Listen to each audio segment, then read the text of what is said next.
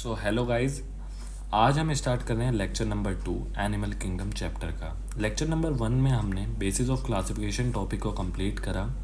अब हम शुरुआत करेंगे एक एक करके फाइलम्स की। तो पहला फाइलम जो आपके सामने है वो है फाइलम पॉरीफेरा। इसी की अभी हम शुरुआत करने वाले हैं। हम कोशिश करेंगे कि आपको मैक्सिमम चीज़ें समझ में आएँ और कुछ ना के बराबर चीज़ों को रटना पड़े। हर चीज़ को हम विजुअलाइजेशन या फिर कुछ उसके रीजंस या फिर कनेक्टिविटी ढूंढ कर उन चीज़ों को समझते चलें। तो चलो शुरुआत करते हैं चैप्टर के इस टॉपिक की। तो टॉपिक का नाम है पॉरीफेरा। अब पॉरीफेरा नाम में वर्ड ही क्या आ गया, पॉरी। सवाल उठता है कि इसका नाम पॉरीफेरा ही क्यों रखा गया। पॉरीफेरा रखने की क्या वजह रही होगी। देखो, नाम में पॉरीफेरा यानी यहाँ पर पोर्स प्रेजेंट होंगे बॉडी के अंदर। बॉडी के अंदर पोर्स का प्रेजेंट होना यानी कुछ इस तरीके का स्ट्रक्चर होगा, उसमें बहुत सारे पोर्स प्रेजेंट हैं। ऐसी चीज़ देखते के साथ आपको एक स्पॉन्ज की फील आनी चाहिए। जैसे कि मैं आपको एक बार फोटो दिखाता हूँ स्पॉन्ज की। किस तरीके की स्पॉन्ज की बात कर रहा हूँ मैं। जैसे ये स्पॉन्ज हो गए, ये कुछ ऐसी चीज़ हो गई जिसके अंदर बहुत सारे होल्स आपको देखने को मिल रहे हैं। कुछ इस तरीके की चीज़ है पॉरीफेरा। पॉरीफेरा के अंदर भी आपको बहुत सारे होल्स देखने को मिलेंगे। उस होल्स के प्रेजेंट होने की वजह से इनका लुक जो है वो स्पॉन्ज की तरह हो जाता है। इसी वजह से इन्हें कॉमनली स्पॉन्जिस कहा जाता है। तो होपफुली आपको समझ आएगा इसे पॉरीफेरा या फिर स्पॉन्जिस क्यों कहा जाता है, पहला टॉपिक। अब बात करते हैं इसके हैबिटेट की। सबसे पहले देखो, हैबिटेट ये शुरुआत की बात है जब इवोल्यूशन स्टार्ट हो रहा था। इवोल्यूशन आपने पढ़ा होगा स्टार्ट हुआ था ओशियंस के अंदर।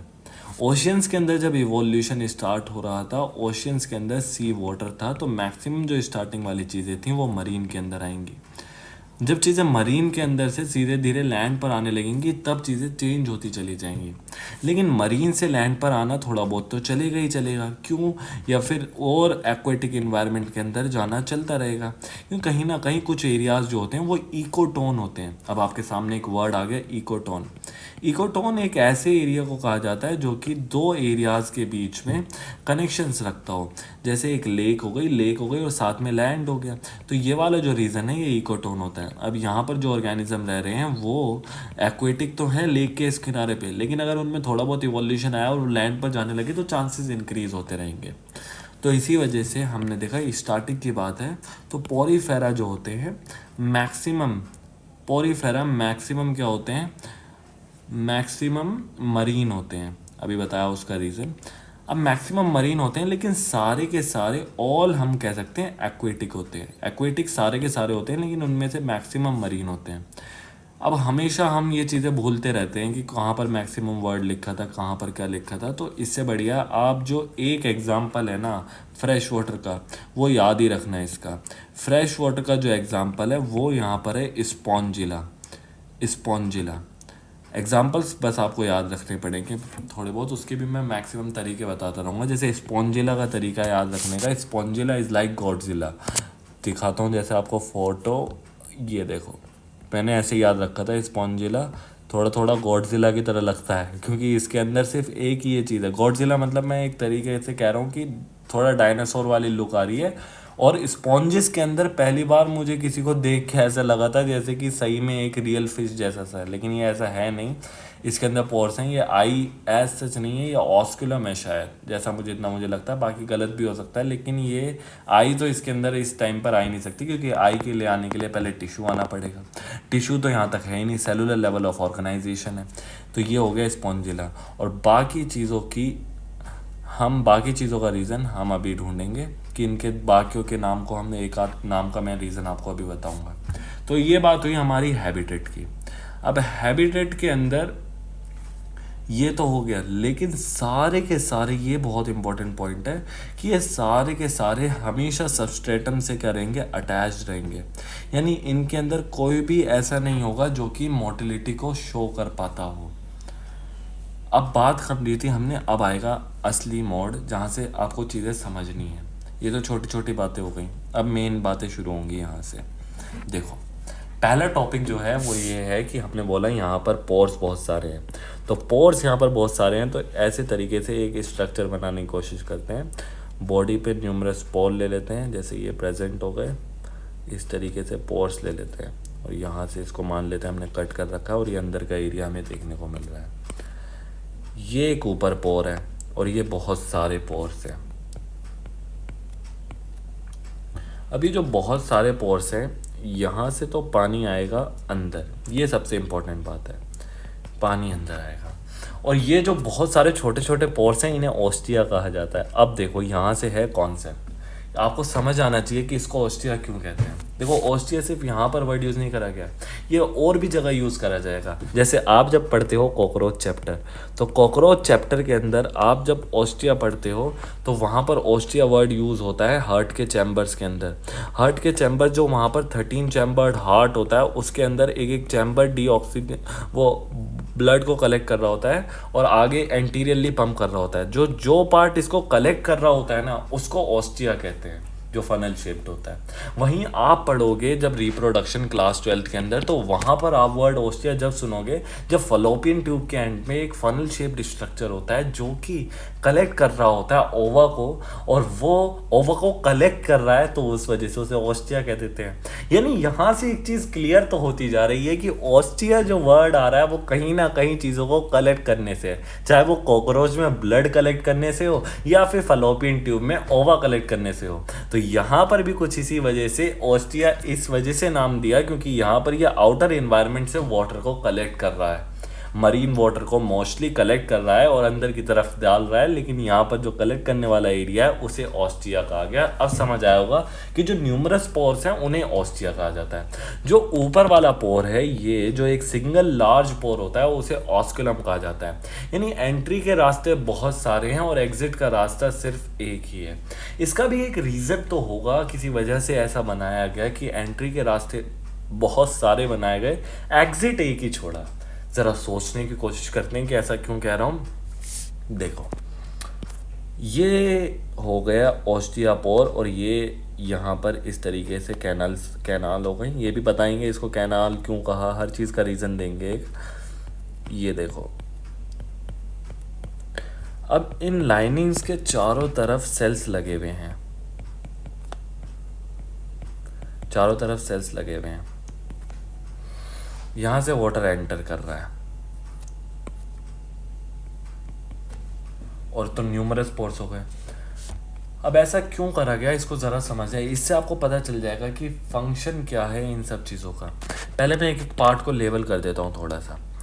देखो, मैं एक रफ लेबलिंग दे देता हूँ ताकि आपको याद रहे। देखो, ये जो है ये स्पॉन्जोसील है, एस से मतलब स्पॉन्जोसील।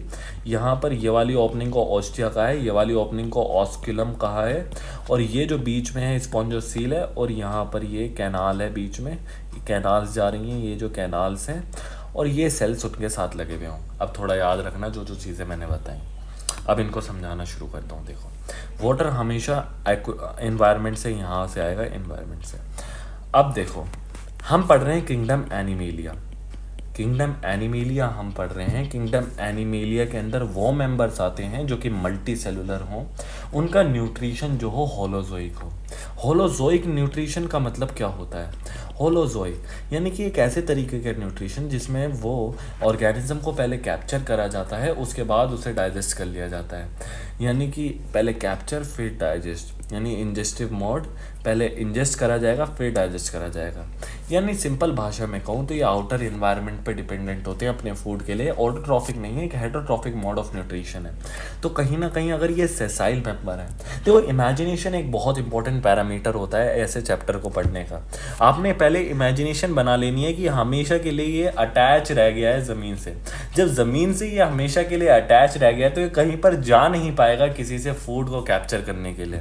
तो फूड अगर इसके पास खुद आएगा तभी जाकर ये फूड को अक्वायर कर सकता है। तो पहली चीज़ जब ये इमेजिनेशन में आ गई कि एक जगह रुका हुआ है, तो वहीं से दूसरी डिमांड आ गई कि फूड कैसे आया जाए। तो आउटर इन्वायरमेंट में जो डिजोल्व फूड प्रेजेंट है उससे ये इन्वायरमेंट से डिजोल्व फूड लेगा। अब डिजोल्व फूड भी लेगा, ये डिजोल्व फूड लेगा, साथ ही साथ में ये ऑक्सीजन भी तो इन्वायरमेंट से ही लेगा। ऑक्सीजन लेगा इन्वायरमेंट से, डिजोल्व फूड लेगा, और कहीं ना कहीं ये अभी हम जाके इससे एक रिप्रोडक्शन, चलो वो बाद वाला पॉइंट बाद में डिस्कस करते हैं ताकि आपको बाद में ही मज़ा पड़ा है। ये दोनों चीज़ें यहाँ पर लेगा, लेकिन जब यहाँ पर ये इन चीज़ों को यूज़ करेगा तो यहाँ पर से इसमें कुछ वेस्ट मटेरियल्स डालेगा। अब यही चीज़ आपको समझनी है कि इन्वायरमेंट से यहाँ से इसने डिज़ोल्व फूड लिया, फूड अंदर गया, फूड अंदर जाके डाइजेस्ट होगा। अब यहाँ पर बहुत इंपॉर्टेंट पॉइंट, 2 पॉइंट को कोइंसाइड होने वाले हैं, थोड़ा संभल के, समझदारी से समझ के मज़ा आएगा आपको। देखो, जब यहाँ से फूड आया, फूड में था जब यहाँ से वाटर आया, वाटर में डिजोल्व फूड और ऑक्सीजन था, इन सेल्स ने इसे अक्वायर कर लिया। आपका पहला डाउट आना चाहिए, आपका पहला डाउट ये आना चाहिए कि हमने यहाँ पर जब फूड हम खाते हैं तो हम पेट में डालते हैं, पेट में पहले डाइजेस्ट होता है, फिर हम अक्वायर करते हैं। पहला डाउट कि हम फूड को पहले डाइजेस्ट करते हैं, फिर उसे एब्जॉर्ब कर लेते हैं, फिर जाता है वो सेल्स के बाद। लेकिन यहाँ पर ऐसा होता हुआ देखा आपने? नहीं। यहाँ पर अगर स्टार्च डिजोल्व आ रहा है ना, तो स्टार्च सीधा का सीधा एब्जॉर्ब होगा, कोई डाइजेशन नहीं होगा। इसका रीज़न सोच सकते हो आप इस चीज़ का? इसका सिंपल सा रीज़न ये है कि मान लो इसने एंजाइम यहाँ डाल दिए डाइजेस्ट करने के लिए। ज़रा इमेजिनेशन, ऐसे ही आपको पढ़ना है, सोचना है चीज़ों के आगे बढ़ के कि अगर यहाँ सेल्स के ने एंजाइम्स डाल दिए कि इसके अंदर डाइजेस्ट हो, तो मैं मानता हूँ फूड डाइजेस्ट होने के चांसेस हैं। लेकिन क्या डाइजेस्ट होने के बाद जो ये फ्लो बना हुआ है वाटर का, वो इसे यहाँ रुकने देगा? फूड यहाँ डाइजेस्ट होगा और ऊपर वाली ओपनिंग से बाहर निकल जाएगा। तो क्या फ़ायदा हुआ डाइजेशन का? अब यहाँ से आपको नीड दिखी, नीड दिखने के बाद आपको अब समझ में आएगा कि क्यों पोरीफेरा के अंदर always and always intracellular digestion होती है। अब वर्ड इंट्रासेलुलर, देखो 2 वर्ड चलते हैं मार्केट के अंदर, एक वर्ड होता है इंट्रा और एक होता है इंटर। इंट्रा वर्ड जो होता है वो सेल के अंदर है, इंटर वर्ड जो है उसका मतलब है सेल्स के बीच में। अब इंट्रासेलुलर डाइजेशन का मतलब है यानी सेल्स अपने अंदर फूड को ले रहे हैं फिर डाइजेस्ट कर रहे हैं। इंटरसेलुलर मतलब सेल्स के बीच में, जैसे हमारे पेट में होता है, सेल्स के बीच में फूड पड़ा है, वहाँ एंजाइम सिक्रीट हुए, वहाँ डाइजेशन हुआ, फिर फूड का एब्सॉर्प्शन हुआ। ये जो होती है इंटरसेलुलर डाइजेशन का पार्ट होता है। तो आपने फ़र्क समझा इंट्रासेलुलर और इंटर। अब यहाँ आप देख रहे हो कि पहले सेल ने एब्जॉर्ब करा है फिर डाइजेशन हुआ है, तो ये इंट्रासेलुलर डाइजेशन है। ठीक है, अब यहाँ पर बात आई, आपको समझ आया क्यों यहाँ पर इंट्रासेलुलर डाइजेशन ज़रूरी था। अब आपको समझ आया, आउटर इन्वायरमेंट से फूड आ रहा था तो फूड को एब्जॉर्ब करा गया और फूड को एब्जॉर्ब करने के बाद फिर उसे डाइजेस्ट करा गया। लेकिन फूड को डाइजेस्ट करा जा रहा है, मान लेते हैं फूड में स्टार्च आया, स्टार्च को डाइजेस्ट करके बाद में ग्लूकोज बन गया।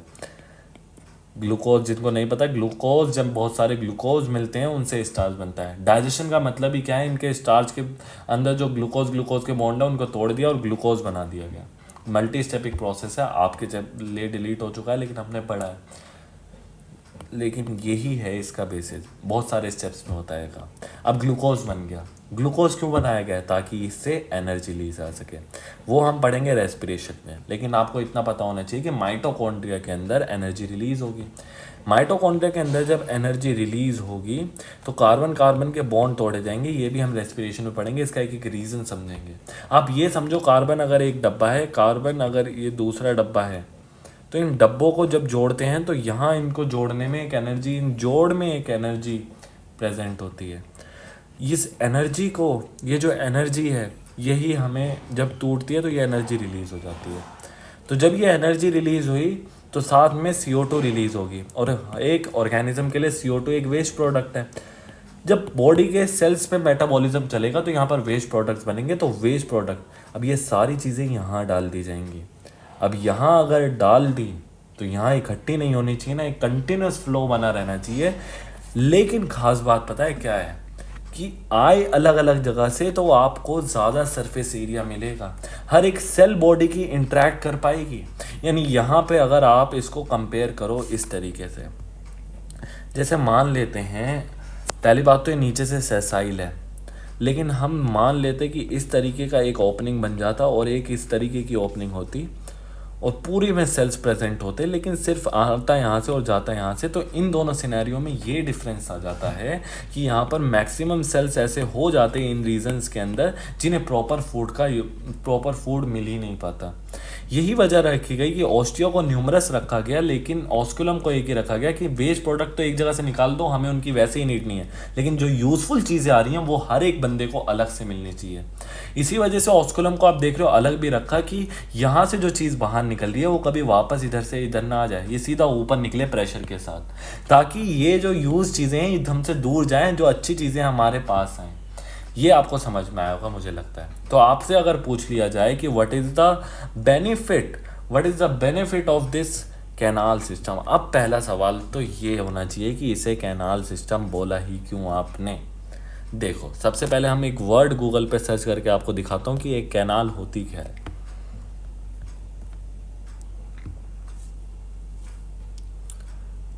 देखो, ये होती है एक एक्चुअल कैनाल,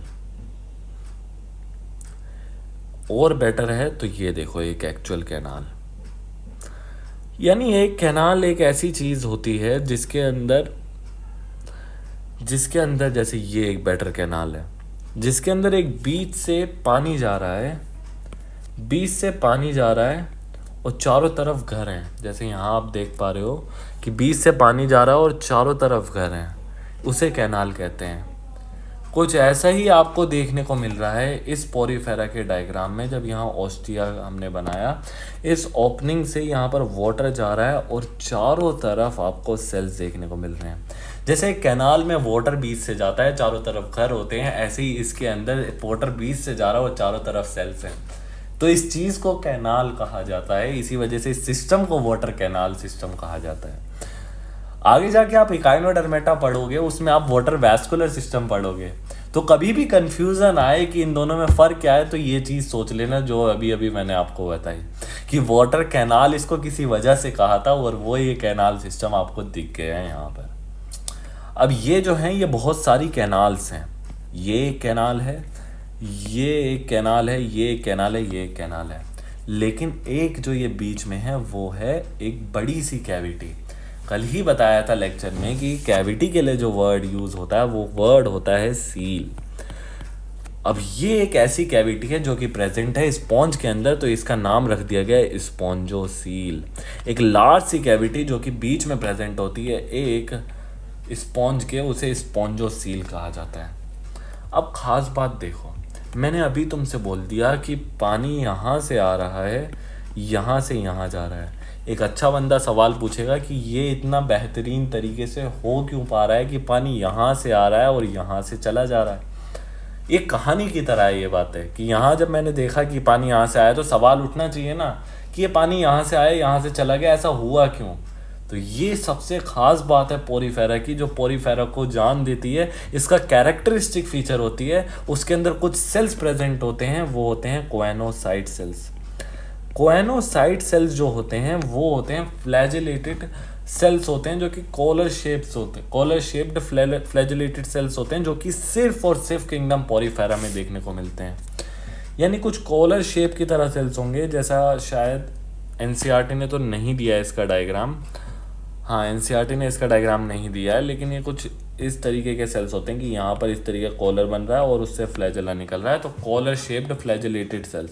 इनका काम क्या है कि ये फ्लैजेला के थ्रू एक तरफ वाटर का मूवमेंट करवा देते हैं। आपका डाउट आ सकता है कि फ्लैजेला मूवमेंट कैसे कराता है, क्यों ये मूवमेंट हो पा रही है, तो ये सब चीज़ें आपको क्लियर कर दी जाएगी चैप्टर नंबर सेल। चैप्टर का नेम सेल जो है, वहाँ पर फ्लैजेला कैसे मूवमेंट कराता है वो हम बताएंगे। तो ये जो फ्लैजेला की बीटिंग है, ये बढ़िया एक मूवमेंट जो फ्लैजेला का के थ्रू वाटर का मूवमेंट हो रहा है, ये इसमें अंदर जान डाल देता है कि फ्लैजेला के थ्रू एक यूनिडायरेक्शनल मूवमेंट कराई जाती है। तो सवाल यहाँ पर ये उठता है कि कोएनोसाइट्स कहाँ कहाँ पर मिलेंगे। तो कोएनोसाइट्स वहाँ मिलेंगे जहाँ जहाँ इनकी नीड है। तो कोएनोसाइट का काम क्या है? मूवमेंट करवाना। जहाँ जहाँ मूवमेंट की नीड है वहाँ मिल जाएंगे। मूवमेंट की नीड, फ्लूइड का मूवमेंट करवाना है, तो इनका पहली रिक्वायरमेंट क्या हो गई कि फ्लूइड के डायरेक्ट कांटेक्ट में होना चाहिए। और ऐसी दो ही जगह हैं जहाँ पर फ्लूइड के डायरेक्ट कांटेक्ट में चले जा सकते हैं, एक तो ये कैनाल्स हो गई और ये स्पॉन्जोसील हो गई। तो एनसीईआरटी में लाइन भी मिल जाएगी आपको कि choanocytes line the spongocoels and canal. तो उसका रीज़न आपको समझ आ जाएगा कि यही दो जगह है जहाँ पर वाटर का मूवमेंट करवाना है, तो वहीं पर यहाँ पर ये लाइन करते हुए मिल जाएंगे इन कैविटीज़ को। तो आपको पहली बात तो ये समझ आई होगी। अब एक बार मैं आपको बता देता हूँ, मतलब बता तो मैंने दिया, एक बार लिख देते हैं कि क्या क्या फंक्शन हो गए इनके।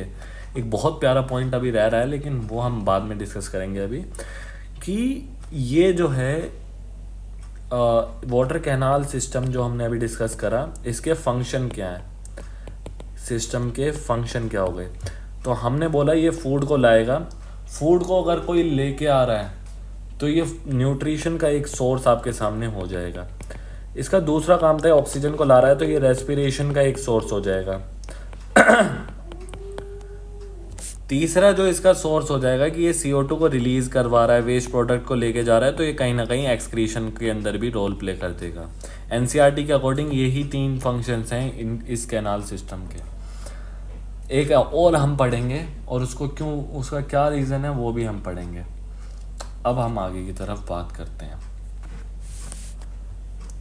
अब सबसे एक अलग टॉपिक की पहले इसके स्केलेटल सिस्टम की बात कर लेते हैं कि what is the skeletal system of this topic. तो स्केलेटल सिस्टम की बात कर लेते हैं पॉरीफेरा के। अब स्केलेटल सिस्टम देखो, स्केलेटन वो होता है जो इसे सपोर्ट दे। जैसे हमारी बॉडी में स्केलेटन की बात करें तो हड्डियाँ हो गई, कार्टिलेजेस हो गई, ये हमारी बॉडी को सपोर्ट दे रहे हैं, तो हम इसे स्केलेटल सिस्टम के अंदर इंक्लूड कर लेते हैं। तो ये हमारे अंदर हो गया। लेकिन इसके अंदर भी अगर ये अपराइट खड़ा है तो इसके अपराइट खड़े होने में कोई ना कोई वजह इसकी रही होगी। अगर इसकी कोई शेप बन पा रही है तो उस शेप के बनने की कोई वजह होगी। हमने कल ही डिस्कस करा था इसका मोस्टली एसिमेट्रिकल रीज़न क्यों था, क्योंकि एक प्रॉपर अलाइनमेंट नहीं थी सेल्स की एक्टोडर्म एंडोडर्म के बेसिस में, जिसकी वजह से loose aggregate of cell type का ये था, जिसकी वजह से इसके अंदर एसिमेट्रिकल नेचर आ जाता है। कल ही हमने डिस्कस करा था। अब इसके अंदर एसिमेट्रिकल नेचर तो आ गया, लेकिन सेल्स जो यहाँ पर प्रेजेंट हैं उनको मान लेते हैं सेल्स इस जगह पूरे में प्रेजेंट हैं। ऐसा क्यों करा जा रहा है, ताकि वो इन चीज़ों के कांटेक्ट में रहे, जैसे फ्लूइड के कांटेक्ट में, क्योंकि यहाँ पर फ्लूइड के कांटेक्ट में रहेगा तभी उसे न्यूट्रिशन मिलेगा, तभी उसके जिंदा रहने के चांसेस इंक्रीज रहेंगे। इसी रीज़न के पास मिले, ज़रूरी नहीं है एग्जैक्ट लाइनिंग पे मिल जाए, लेकिन पास मिले वो अच्छी बात रहेगी। समझ में आया? तो इसके अंदर यहाँ पर जो चीज़ें प्रेजेंट है इसे 3D में इमेजिन करना और उन वॉल के बिल्कुल बीच में इमेजिन करना कि वहाँ पर कुछ ऐसी चीज़ें प्रेजेंट हैं जो कि इसको सपोर्ट दे पा रही हैं, और वही जो चीज़ें हैं वो हो जाएंगी आपके सामने स्केलेटल सिस्टम। अब स्केलेटल सिस्टम जो यहाँ पर प्रेजेंट है उसकी सबसे खास बात क्या है कि वो सेल्स के बिल्कुल अंदर की तरफ प्रेजेंट है, जिसकी वजह से इसको नाम दिया जाता है एंडोस्केलेटन। यही फर्क होता है एंडोस्केलेटन और एक्सोस्केलेटन। एक्सोस्केलेटन जैसे कि हम पढ़ेंगे आर्थ्रोपोडा के अंदर, उसके अंदर जो जैसे कॉकरोच लेते हो, कॉकरोच को जब टच करते हो तो उसके ऊपर जो रफ सरफेस है वो सबसे बाहर की तरफ आपको फील हो जाएगा। उस चीज़ को कहा जाता है एक्सोस्केलेटन, क्योंकि वो बाहर की तरफ है। एक्सो का वर्ड ही मतलब क्या होता है बाहर, एंडो वर्ड का मतलब होता है अंदर, और अंदर की तरफ से आने वाले स्केलेटन को एंडोस्केलेटन कह दिया जाता है। अब यहाँ पर एंडोस्केलेटन के अंदर आपको देखने को मिल जाएंगे कुछ कैल्शियस स्पाइक्यूल्स और कुछ फाइबर्स। देखो कैल्शियस स्पाइक्यूल्स कैसे याद रखें, टेंशन लेने की ज़रूरत नहीं है। देखो कैल्शियस, जहाँ पर भी आप कैल्शियम देखोगे ना, उसका मैक्सिमम यूज़ होगा हमेशा आपके अंदर स्केलेटन, क्योंकि ये बात है इवोल्यूशन की। आज हमारे अंदर जब हम बोन को पढ़ते हैं तो बोन का जो मैक्सिमम पार्ट है वो इनऑर्गेनिक होता है, जिसकी वजह से वो हार्ड हुआ है। इनऑर्गेनिक सॉल्ट्स होते हैं जिनके अंदर आयनिक बॉन्ड्स होते हैं, आयनिक बॉन्ड स्ट्रांग होते हैं, तो स्ट्रांग होने की वजह से उनको तोड़ना मुश्किल होता है, जिसकी वजह से हमारी बोन्स आज इतनी मजबूत इस वजह से हैं क्योंकि इसके अंदर इनऑर्गेनिक सॉल्ट्स हैं। वो इनऑर्गेनिक सॉल्ट जो हैं वो कैल्शियम फॉस्फेट हो सकते हैं, वो कैल्शियम कार्बोनेट हो सकते हैं। जो नेचर ने यहाँ पर चीज़ चुनी थी वो चीज़ थी कैल्शियम। शुरुआत ही कहाँ से हुई? कैल्शियम की। और ये तो चीज़ भी कहाँ की है? क्या ये चीज़ जो हम पढ़ रहे हैं ये सबस्ट्रेटम से अटैच्ड है, डीप अर्थ के अंदर, डीप अर्थ के ओशन के अंदर जो सबस्ट्रेटम से अटैच पोरीफेरा हैं, हम उनकी बात कर रहे हैं। अब पोरीफेरा इतनी नीचे प्रेजेंट है, वहाँ पर अगर आप थोड़ा सा लिंक कर सको तो आप देखोगे जो आगे जाके हम पढ़ेंगे मोलस्क वगैरह, इन मोलस्क वगैरह के भी स्केलेटन कैल्शियम के हैं।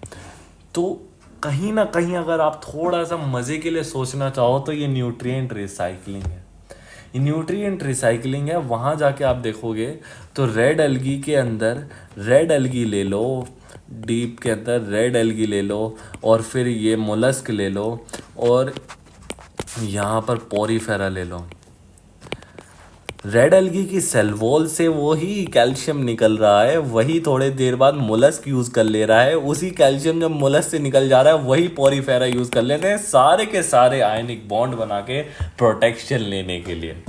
इतनी खास बात है इस चीज में, अगर आप फील करना चाहो तो। यहाँ पर हमने देखा कुछ इसी तरीके के कैल्शियस स्पाइक्यूल्स आपको देखने को मिल जाएंगे यहाँ पर स्पॉन्जेस के अंदर। तो यही खास बात है। और दूसरी चीज़ जो है वो है फाइबर्स देखने को मिलते हैं, और ये जो फाइबर्स हैं, क्योंकि फाइबर्स यहाँ पर स्पॉन्ज के अंदर देखने को मिल रहे हैं तो इसको कह दिया जाता है स्पॉन्जिन फाइबर, जिसे सिलीशियस स्पाइक्यूल्स भी कहा जाता है।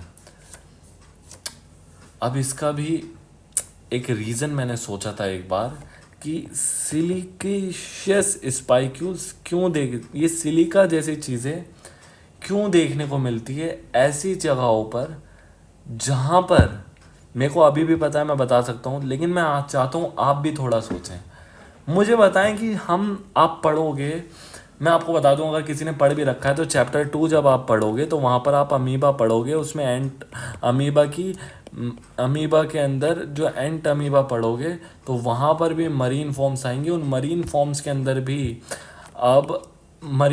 अंदर भी आप सिलिका के कवरिंग पढ़ोगे। आप जब डाई एटम्स पढ़ोगे, डाई एटम्स के अंदर भी आप सिलिकेशियस शेल्स पढ़ोगे। आप आज यहाँ पोरीफेरा पढ़ रहे हो तो यहाँ पर भी सिलिका पढ़ रहे हो, तो आपको पता होना चाहिए ना कि ये मरीन इन्वायरमेंट के अंदर हमेशा सिलिका वर्ड आया जा रहा है। तो इसका रीज़न क्या है वो आप सोच के बताना, ताकि आपका भी थोड़ा दिमाग चलने लगे, आप चीज़ों के बारे में सोचने लगो। कल के लेक्चर में मैं आपको बता दूंगा कि यहाँ पर सिलिका क्यों आता है। जैसे पिछले लेक्चर का मैंने एक डाउट छोड़ा था इंसेक्टा वाला, कि वहाँ पर इंसेक्टा के अंदर कैसे बढ़िया सप्लाई आ जाती है, कैसे वो इतने मेटाबॉलिज्म को कंक्लूड कर पाते हैं, वो मैं बताऊंगा जब मैं इंसेक्टा पढ़ाऊंगा। लेकिन ये मैं आपको कल अगले लेक्चर में ही बता दूंगा कि क्यों यहाँ पर ये चीज़ हुई कि हमने यहाँ पर सिलिका देखा हर जगह। तो आपको समझ आया होगा, सिलिकेशियस स्पाइक्यूल्स वाला टॉपिक, कैल्शियस स्पाइक्यूल्स हो गए, सिलिकेशियस स्पाइक्यूल हो गए, और स्पॉन्जिन फाइबर हो गए। ठीक है, सिलिका वाला चीज़ आपको हमेशा कुछ मरीन से रिलेटेड करके ही सोचना पड़ेगा। किसी ने अगर थोड़ा बहुत बायो को पहले पढ़ा है तो वो फील करके इस चीज़ को सोच सकता है, अगले लेक्चर में बता दूंगा। अब देखो एक इम्पोर्टेंट बात, एक होता है वर्ड ब्लास्ट। ब्लास्ट हमेशा अपने जहन में बिठा लो इस बात को कि ब्लास्ट जो वर्ड होता है ना, वो हमेशा कुछ इमैच्योर सेल्स के लिए यूज़ होता है। अब इमैच्योर सेल्स के लिए वर्ड होगा, आप पढ़ोगे ओस्टियोब्लास्ट सेल्स, कॉन्ड्रोब्लास्ट सेल्स, ये वो सेल्स हैं जो अभी इमैच्योर हैं, डिवाइड करके किसी और को बना सकती हैं, उन सेल्स को ब्लास्ट वर्ड से यूज़ करा जाता है। समझ में आया? तो कॉन्ड्रोब्लास्ट, हिस्टोब्लास्ट वगैरह ये आगे जाके हिस्टोसाइट यानी सेल बना देंगी। ऐसे ही जो फाइबर्स बनाती हैं उन्हें फाइब्रोब्लास्ट कहा जाता है। और यहाँ पर अभी हमने दो कंपोनेंट पढ़े थे, कैल्शियस स्पाइक्यूल्स या फिर सिलिकेशियस स्पाइक्यूल्स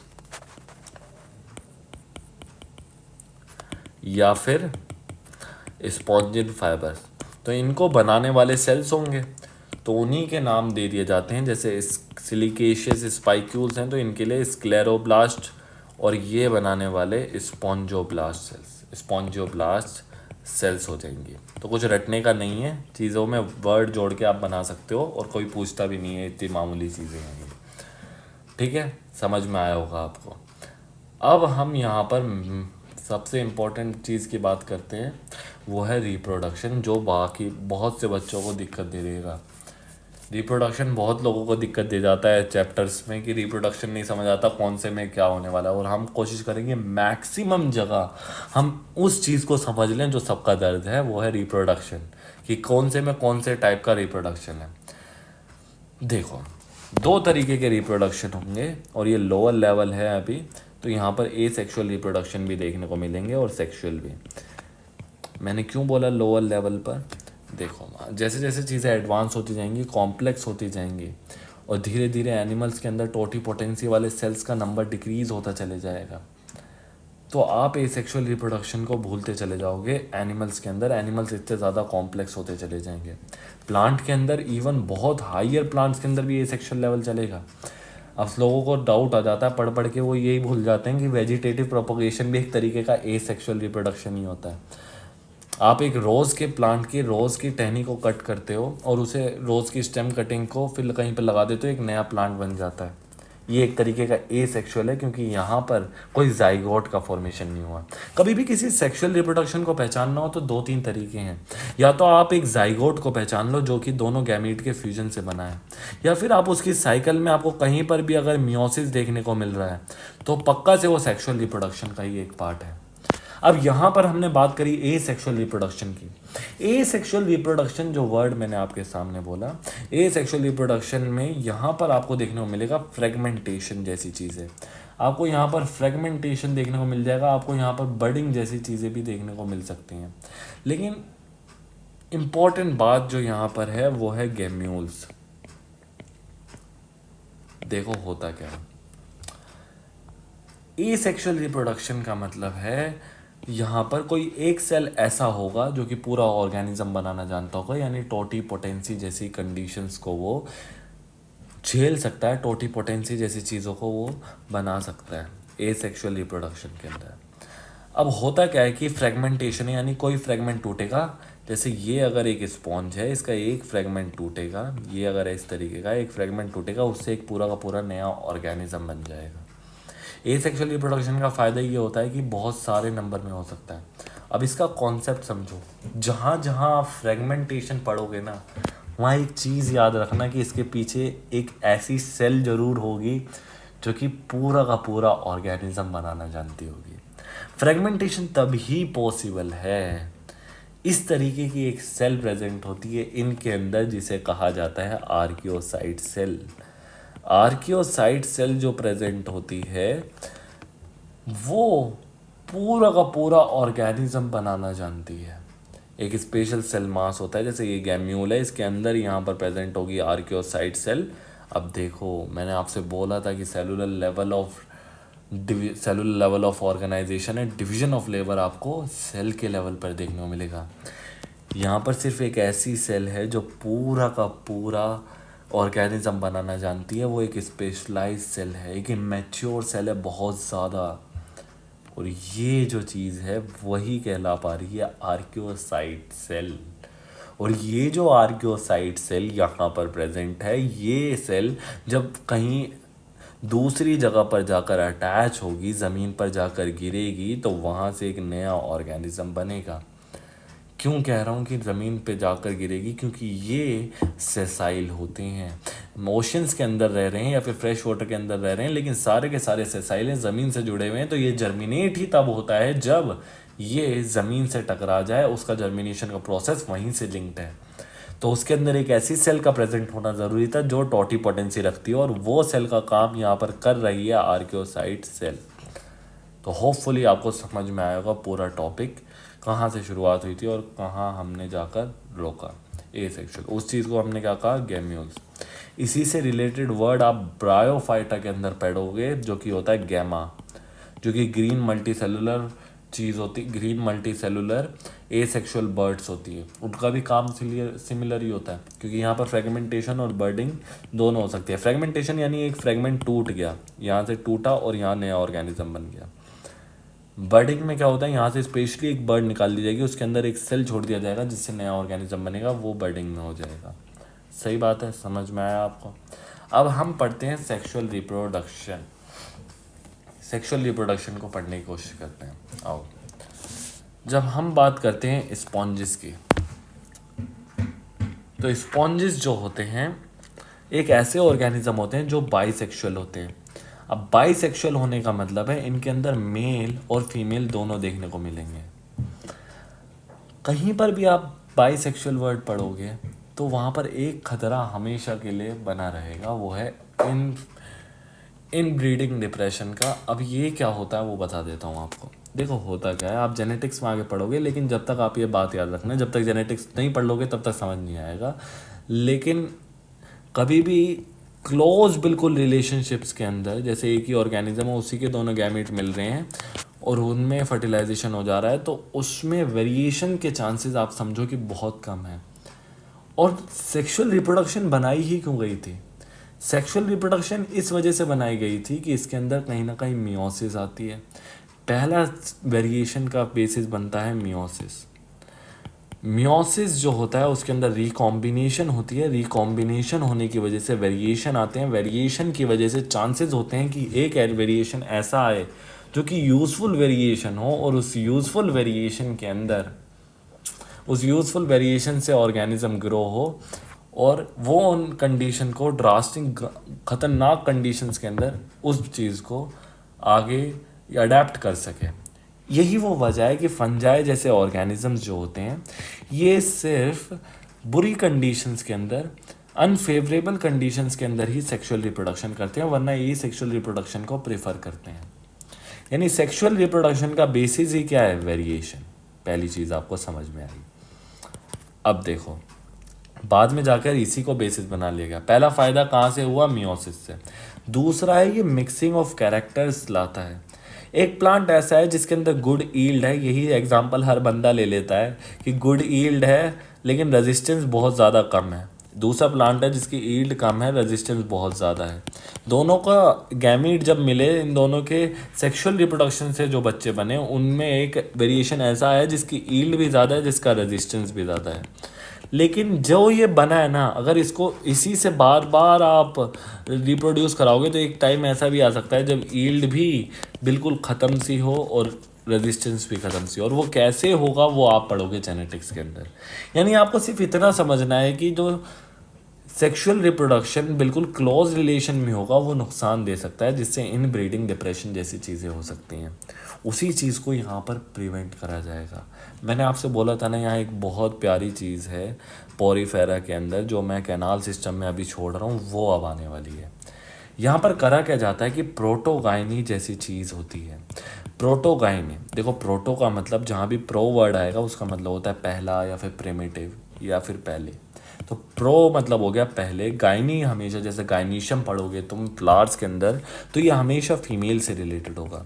तो फीमेल का यहाँ पर प्रोटोगायनी कंडीशन है। यानी अगर एक स्पॉन्ज यहाँ पर है, एक स्पॉन्ज यहाँ पर है, तो इस एक ही स्पॉन्ज में सबसे पहले फीमेल डेवलप होगी, उसके थोड़े टाइम बाद मेल डेवलप होगा। जब मेल डेवलप होगा उस टाइम तक फीमेल इनएक्टिव हो जाएगी। इसका सिंपल सा ये मतलब होता है। यानी कुछ इस तरीके से टाइम गैप रखा जाएगा उन दोनों स्टेजेस के अंदर कि इन ब्रीडिंग ना हो सके, अपना ही गैमीट अपने ही गैमीट से ना मिल सके, ताकि जाइगोट ना बने। ये अगर यहाँ पर फीमेल डेवलप हो गया तो जैसे चाहिए कि मेल गैमीट कहीं से आ जाए। दो स्पॉन्जेस थे, इस स्पॉन्ज के अंदर यहाँ पर फीमेल डेवलप हो गई तो इसे अब मेल गैमीट चाहिए, उस मेल का ये इंतज़ार है। और हर चीज़ का यहाँ पर सोर्स, क्योंकि ये सेसाइल हैं, ये कहीं जा नहीं सकते, तो हर चीज़ का सोर्स क्या है? इन्वायरमेंट है। अब आप समझ पा रहे होंगे कि यहाँ पर से ऑस्कुलम से चीज़ें बाहर निकालना एक अपवर्ड प्रेशर के साथ ज़रूरी हो चुका था। अगर ये यहाँ से निकल के वापस यहाँ आ जाए तो एक दिक्कत के चांसेस बन सकते हैं। हम ये नहीं चाहते, हम चाहते हैं यहाँ से मेल गैमीट निकले, ये अपना मेल गैमीट अपने स्पॉन्जोसील या फिर कैनाल में छोड़ दे और यहाँ से निकलते हुए इन्वायरमेंट में जाए, और इन्वायरमेंट से वो दूसरे की कैनाल के अंदर जाए और दूसरे की कैनाल के अंदर जाकर वहाँ पर उसकी फीमेल से इंटरेक्ट करके फर्टिलाइजेशन करवा दे। यानी कि आपको समझ में आया होगा कि रोल जो है इस कैनाल सिस्टम का सिर्फ रेस्पिरेशन, एक्सक्रीशन या फिर न्यूट्रिशन में ही नहीं है, इसका बहुत इंपॉर्टेंट रोल रिप्रोडक्शन में भी होता है, जिसको एनसीईआरटी ने नहीं लिखा है। तो रिप्रोडक्शन में क्या रोल था वो आपको समझ में आया होगा। अब इम्पोर्टेंट बात जो मैं आपको अब बताने वाला हूँ कि यहाँ पर जो सबसे बड़ी दिक्कत बच्चों को होती है वो होती है कि किस में लार्वल स्टेजेस होती हैं और किस में लार्वल स्टेजेस नहीं होती।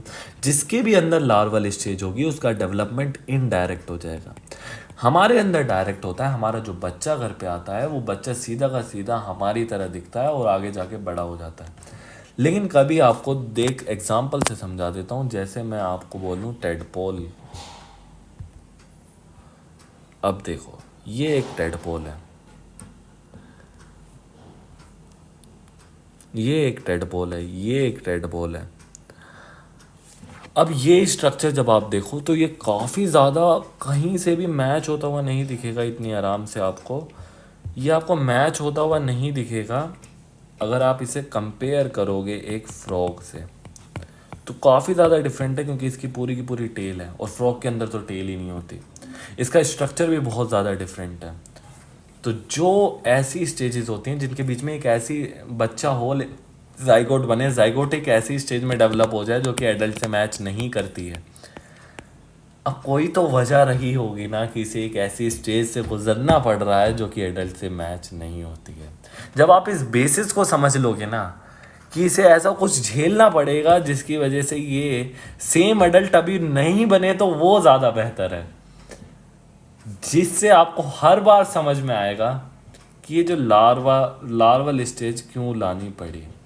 जैसे यहीं पर हम एम्फीबिया के अंदर आपको बताएंगे कि दोनों के हैबिटेट अलग होते हैं, और यही सबसे बड़ी बात है कि जब भी यहाँ पर डेवलपमेंट जाइगोट का होगा या फिर उससे होगा, जाइगोट बनेगा, तो उसके बाद जाइगोट का या तो बनने की वजह से कुछ ऐसा अलग हो रहा है ना जिसकी वजह से उसे सेम तरीके की इन्वायरमेंट, बिल्कुल एग्जैक्टली सेम इन्वायरमेंट नहीं मिल रहा है, जिसकी वजह से उसे किसी और फॉर्म में बनना पड़ रहा है, उसके बाद वो मेन एडल्ट फॉर्म में आ पा रहा है।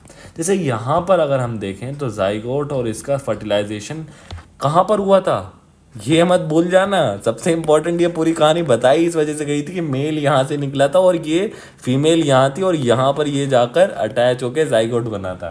तो जाइगोट कहाँ बना, स्पॉन्जोसील के अंदर या फिर कैनाल के अंदर, यानी इंटरनल फर्टिलाइजेशन होता है इसके अंदर।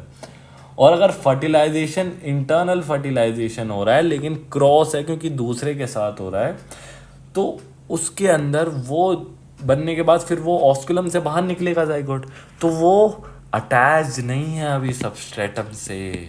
और अगर वो सबस्ट्रेटम यानी ज़मीन से अटैच नहीं है तो उसके लिए इन्वायरमेंट अलग हो गया एक बड़े स्पॉन्ज से, तो उसे एक लार्वल स्टेज से गुजरना पड़ेगा। अब इसे जल्दी कैसे क्वेश्चन पेपर में करा जाए उसका भी तरीका आपको बता देता हूँ। जो एस्केलमेंथिस होता है, और एस्केलमेंथिस हो गया, और वहाँ पर आर्थ्रोपोडा हो गया।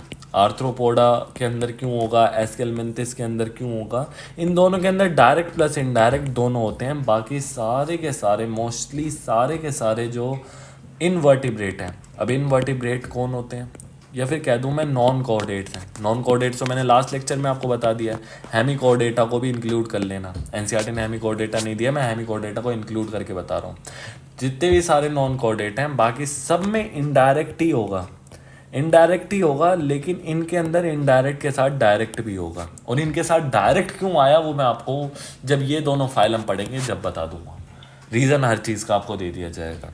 तो अभी जल्दी क्वेश्चन करने का ये तरीका है, लेकिन हर बार हम बातचीत ज़रूर करेंगे कि इनडायरेक्ट डेवलपमेंट क्यों यहाँ पर हमें देखने को मिली। तो होपफुली आपको अभी तक ये समझ आया होगा कि किंगडम पोरीफेरा में क्या क्या चीज़ें हमने देखी। अब किंगडम पोरीफेरा के अंदर एग्जाम्पल्स की मैं बात कर लेता हूँ कि एग्जाम्पल्स कौन कौन से हैं। जैसे ये मेन 3 एग्जाम्पल्स हैं यहाँ पर। ये साइकोन है, सबसे पहला ये साइकोन है। साइकोन जो है ये रेडियली सिमेट्रिकल है, इसको याद रखना है, साइकोन और ल्यूकोसोलेनिया। वैसे एनसीईआरटी ने सिर्फ ये, हम क्यों बोलते हैं साइकोन और ल्यूकोसोलेनिया, याद रख लो रेडियली सिमेट्रिकल है, क्योंकि यहाँ पर एनसीईआरटी ने वर्ड यूज़ करा है मोस्टली एसिमेट्रिकल। सेकेंड लाइन के लास्ट में आपको दिख रहा होगा मोस्टली एसिमेट्रिकल एनिमल। ये तो ये जो मोस्टली वर्ड यहाँ पर जो आया है ना, बस इसी को आपको याद रखना है। इसी वजह से हम रेडियली सिमेट्रिकल में मोस्टली लगा देते हैं ताकि कभी स्टेटमेंट में ऑल आ जाए तो आप उस स्टेटमेंट को गलत कर दो। जनरली मरीन याद रखने के लिए यहाँ जनरली वर्ड आया है, इसीलिए मैंने आपको स्पॉन्जिला का बोला कि आप याद रखो फ्रेश वाटर है। तो ऐसी ऐसी चीज़ों को याद रखने के लिए हम थोड़ी थोड़ी चीज़ें बताते हैं। प्रिमिटिव मल्टीसेलुलर एनिमल्स ही नहीं इस वजह से बोला गया क्योंकि ये एनिमल्स हैं, इसी वजह से मल्टीसेलुलर होना बनता है, लेकिन ये पहले एनिमल हैं, इसी वजह से इन्हें प्रिमिटिव बोलना पड़ेगा। बाकी मैंने सारी चीज़ें आपको एक एक चीज़ डिटेल में बता दी है। अब किसी को डाउट आ जाए हर्मैफ्रोडाइट क्या होता है, देखो बाइसेक्सुअल वर्ड के लिए ही हर्मैफ्रोडाइट आता है। हमारे सर तो हमें ये याद रखते कहते थे, ये याद रखो MBH, मोनोइशियस, बाइसेक्सुअल, हर्मैफ्रोडाइट, इन तीनों का मतलब सेम ही होता है, बाइसेक्सुअल। ठीक है। मोनोइशियस मतलब एक ही के अंदर दोनों तरीके के सेक्स ऑर्गन्स आपको देखने को मिलेंगे। अब देखो ये मैंने बोला था ना, एक एग्जांपल का आपको रीज़न बताऊंगा। इसको कहा जाता है बाथ स्पॉन्ज या फिर यू स्पॉन्ज।